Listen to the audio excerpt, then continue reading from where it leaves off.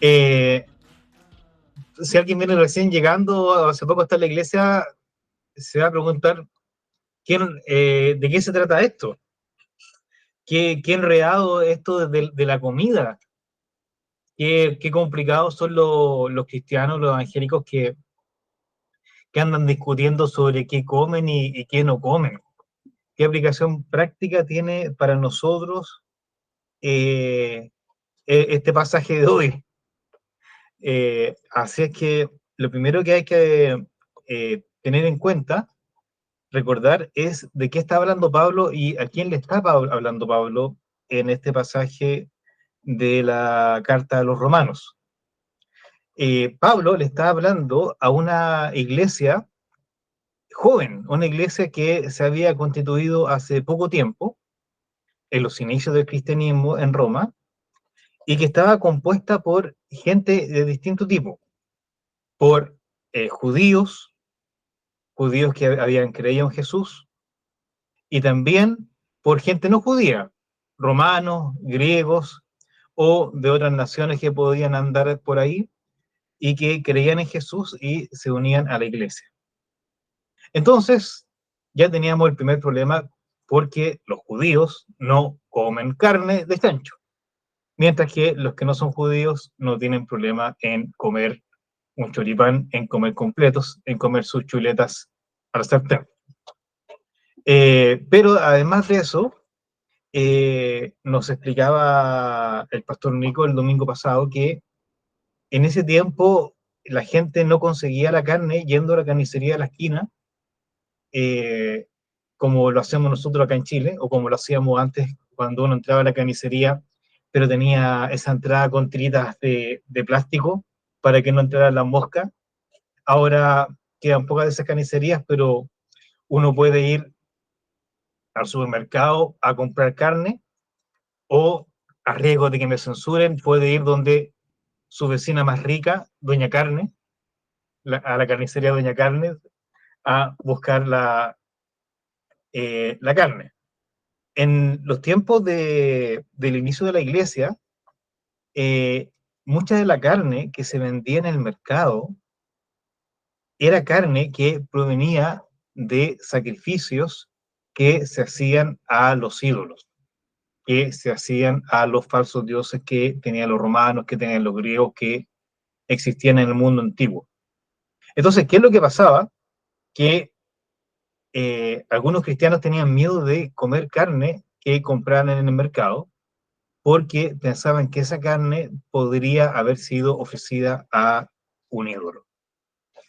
Entonces, algunos decían que no había que comer carne, porque existía el peligro, el riesgo de que esa carne proviniera de un sacrificio a un dios falso. Mientras que otros decían, no hay problema, me da lo mismo, doy gracias a Dios por esta carne, y como damos gracias a Dios está bendecida, así es que la carne se come sin problema. Y de ahí viene la diferencia que Pablo hace entre los cristianos débiles o con fe débil y los cristianos fuertes o con fe fuerte.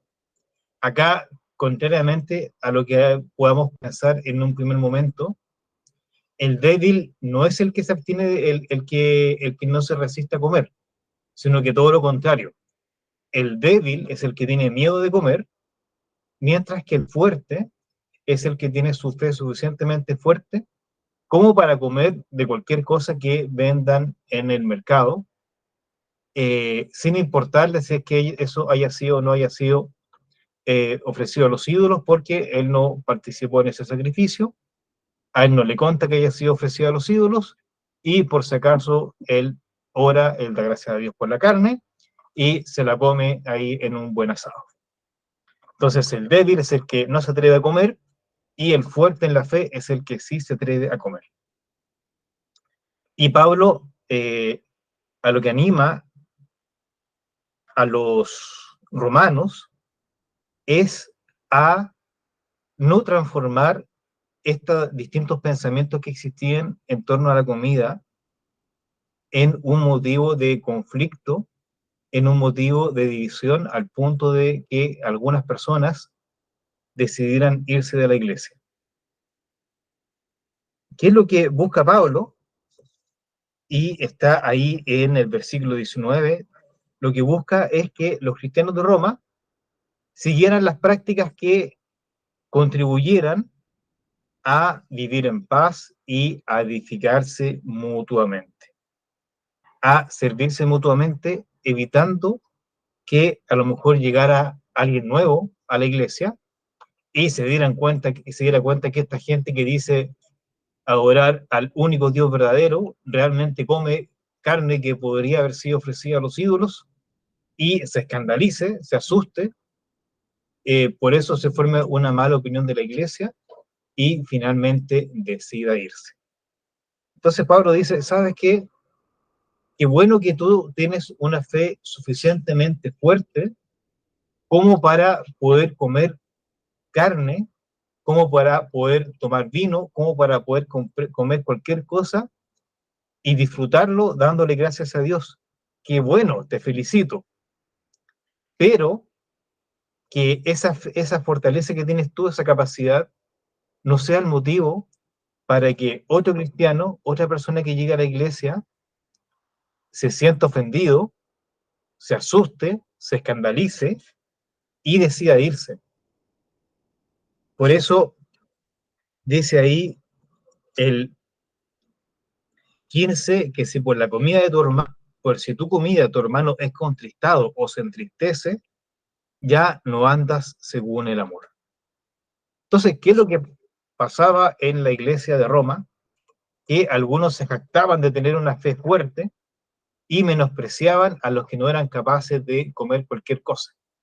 Y les decía, ustedes no comen carne porque les falta fe. Ustedes no son capaces de comer lo que como yo y andan amargados porque les falta fe. Mientras que los que se abstenían de comer, que preferían no comer las cosas que estaban en el mercado, empezaban a murmurar, empezaban a apelar, a juzgar a los que comían, diciendo, estos son unos idólatras. Y ahí se generaba un conflicto en la iglesia, un conflicto absurdo, que es el que Pablo quería evitar. Entonces, acá viene una pregunta. Cuando Pablo dice en el versículo 19 que hay que buscar lo que contribuye a la paz y a la mutua edificación, esa mutua edificación se referirá a la edificación del cuerpo, a la edificación del asado, a la edificación en el sentido de que todos podamos comer de todo, o que, o que nadie coma nada, y ordenar la iglesia en función de lo que come y no come, y en torno a eso gira todo en la iglesia. La pregunta es no, la respuesta es no. Acá Pablo aclara algo muy importante en el versículo 17, y dice, el reino de Dios no es comida ni bebida, sino justicia, paz y gozo en el Espíritu Santo. En eso realmente consiste la iglesia. La iglesia no consiste en un lugar donde tú vas a llegar y van a evaluar si es que tú comes carne, si comes carne de chancho, si comes carne de vacuno, si comes pescado, si comes solamente pollo, o si comes pollo, pero solamente pollo o carne de gallinas libres. Vamos a revisar si es que en el supermercado compraste huevo cinta azul, huevo llenita, o gastaste un poco más de plata y compraste huevos de gallinas libres, que tengan certificado de que son gallinas libres, que anden libres por la vida, que tengan derecho a voto, que hagan lo que quieran y lleguen a la hora que quieran al gallinero. Y si quieren ponen huevos, y si quieren no ponen huevos. ¿Ya? No vamos a cuestionar en la iglesia qué tipo de carne comes o o si tú a lo mejor eres vegetariano. No, a veces bromeamos con los chiquillos cuando nos juntamos a hacer asado, nos reímos de los vegetarianos o de los veganos, pero para ser honesto, en la iglesia aceptamos a los carnívoros, en la iglesia aceptamos a los veganos, aceptamos a los vegetarianos, aceptamos a los que prefieren no tomar alcohol y aceptamos a los que toman alcohol, aceptamos a toda la gente porque en la iglesia en la cual estamos aspiramos a que nos gire, a que no tenga como resultado principal tu dieta, cuántas calorías ingeriste, cuánto colesterol tienes, si es que estás comiendo algo lindo o algo feo. En lo que gira la iglesia es, como dice el versículo 17, es en torno a la justicia, a la paz y al gozo en el Espíritu Santo. Y eso nos traslada a otra pregunta. Bueno, ¿y de dónde viene esta justicia, esta paz y este gozo? La respuesta, por un lado, está en el mismo versículo, en el Espíritu Santo. ¿Y de dónde viene el Espíritu Santo? ¿Y por qué el Espíritu Santo nos trae paz, justicia y gozo? Y la respuesta está en el versículo 15. Cristo murió. ¿Qué es lo que nos dice el versículo 15? Que no se pierda alguien por quien Cristo murió. ¿Qué es lo que nos dice el versículo 9? Que miramos la semana pasada, cuando predicó el pastor Nico, que Cristo murió, resucitó y volvió a vivir para ser Señor así de los muertos como de los que viven. La cruz es lo que le da sentido a esta iglesia, a este lugar, a este grupo de amigos, en el cual tú puedes llegar y ser vegetariano, ser carnívoro, comer completo, comer lechuga o ser vegetariano también. Aceptamos a todos.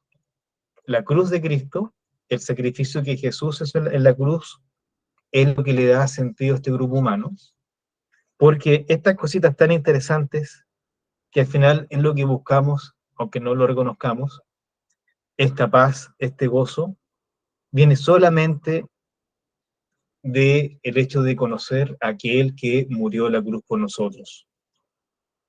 Este no es un sermón en torno a la cruz, pero muy difícil no relacionar cada tema que estudiamos con el sacrificio de Jesús.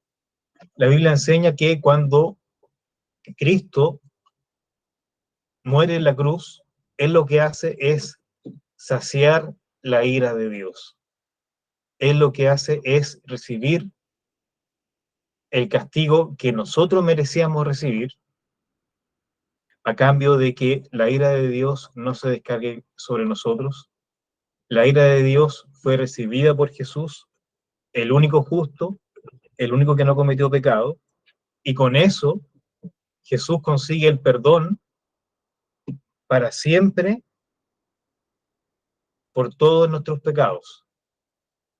Y ese perdón, esa experiencia personal de uno con Dios, en que te das cuenta que eres pecador, en que te das cuenta que hay un montón de cosas que no le has contado a nadie, que tú cargas en tu alma y que no quieres hablar con nadie, pero te están ahí remordiendo la conciencia, y que Dios te las perdona, que Dios te dice, te perdono y nunca más me voy a acordar de eso, no tienes que cargar con eso en tu vida, en tu alma. Esa es la principal fuente de gozo, de paz que puede tener una persona. Esa es la justicia. Esa es la justicia del reino de Dios. Que Dios te transforma en una persona justa simplemente porque crees que Jesús pagó el precio por tus pecados. por el solo hecho de creer, de aceptar el perdón de Dios, entonces tú, ante los ojos de Dios, te transformas en una persona justa. Así que acá hay dos aplicaciones prácticas que yo creo que tenemos que extraer como iglesia. Primero, ser cuidadosos con nuestros amigos de la iglesia, con nuestros hermanos, con quienes invitemos, respecto a cómo vamos a usar nuestra libertad. A lo mejor, y sobre todo en Chile, puede llegar alguien que tiene problemas con el alcohol. Muchos evangélicos en Chile han abandonado el alcoholismo gracias a conocer el evangelio. Entonces, si llega alguien a la iglesia con problemas de alcoholismo, eh, pero yo que no tengo ese problema y que toda la vida en los asados de la iglesia a lo mejor he podido compartir un vaso de cerveza, pero si estoy frente a alguien que tiene problemas de alcoholismo, que está luchando con eso, yo cometería una maldad en contra de él si es que me pongo a tomar cerveza, si es que me pongo a levantar el codo con una copa de vino. Entonces yo me voy a privar de disfrutar de mi libertad para tomar vino, para no ser tropiezo para quien está luchando con el alcoholismo. O también podemos recibir a lo mejor a alguien nuevo, más sensible, con el tema de la gallina libre, de los cuales me río un poco, con el tema de la producción de carne, alguien que tiene, eh, que tiene muchas ideas, que ha averiguado mucho sobre cómo afecta el medio ambiente, cómo se explotan los animales, y que cree que el camino es el vegetarianismo o el veganismo. Si llega a la iglesia, yo no voy a empezar a apuntarlo con el dedo, a reírme de él, a cuestionarlo. Y a lo mejor por esta vez sí, ¿sabes qué? Para no incomodarte, por esta vez no me voy a comer un barroluco contigo, solamente me voy a comer un sanguchito de palta contigo, amigo, para no escandalizarte comiendo carne. Y la idea es que estas personas que llegan a la iglesia, poco a poco, se vayan fortaleciendo, poco vayan conociendo cuál es el centro de todo, que el centro es Jesús, que el centro es la cruz, y que en eso consiste el reino de Dios. Y la segunda aplicación práctica es la invitación a que si alguien no experimenta paz en su vida, no experimenta gozo, no experimenta alegría, animarlo a que eh, trabaje, a que junte mucho dinero, porque si junta mucho dinero y tiene una buena cuenta corriente, todos sus problemas se van a acabar y va a experimentar paz. No, no, esa no es la invitación. La invitación es que se acerque a Dios, porque Dios va a solucionar todos sus problemas, no va a vivir una vida perfecta y va a encontrar la paz interior igual que en Kung Fu Panda. No, tampoco. No.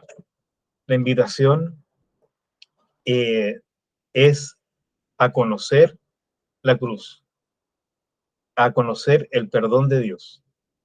Y si conoces el perdón de Dios, si experimentas una relación con aquel que murió en la cruz contigo, van a venir problemas en la vida, van a haber dificultades, pero en medio de todo eso vas a poder experimentar una paz y un gozo que el mundo, que la sociedad no puede dar.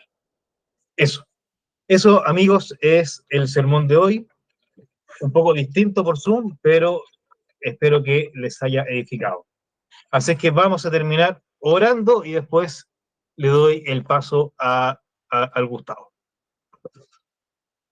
Señor, gracias por tu palabra, gracias porque lo que escribió Pablo hace casi 2000 años para los cristianos en Roma también nos sirve a nosotros. Y te pedimos que en este mundo en que a veces las cosas se ponen tan difíciles, tan inciertas, eh, que nos mantengamos cerca de la cruz, que la cruz sea cada día más grande para nosotros, para que a pesar de lo difícil que es la vida, en ti eh, hallemos paz, hallemos ese gozo que hace que valga la pena eh, seguir adelante, que hace que valga la pena no negarte, no negarte delante de la gente, pase lo que pase.